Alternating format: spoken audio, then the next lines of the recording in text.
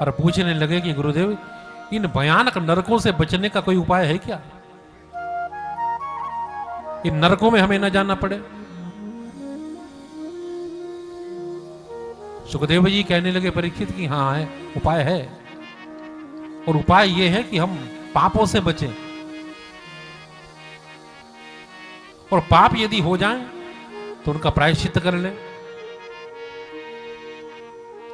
परीक्षित कहने लगे गुरुदेव, प्रायश्चित तो उस पाप का किया जाएगा जिस पाप का हमें पता हो।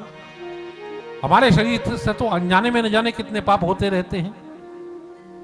तो अनजाने में जो पाप होते हैं उनका प्रायश्चित कैसे किया जाए? कोई वो तरीका नहीं है क्या? तो सुखदेव जी कहने लगे परीक्षित, फिर तो एक तरीका है कि भगवान से युक्त हो जाया जाए।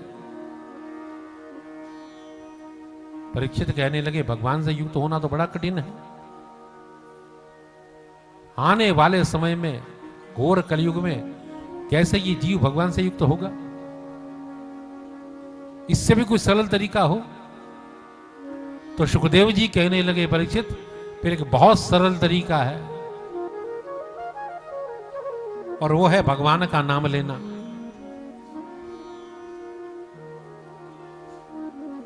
परीक्षित कहने लगे गुरुदेव, भगवान का नाम तो चलो ले लें, लेकिन नाम लेते समय हमारा भाव नहीं है।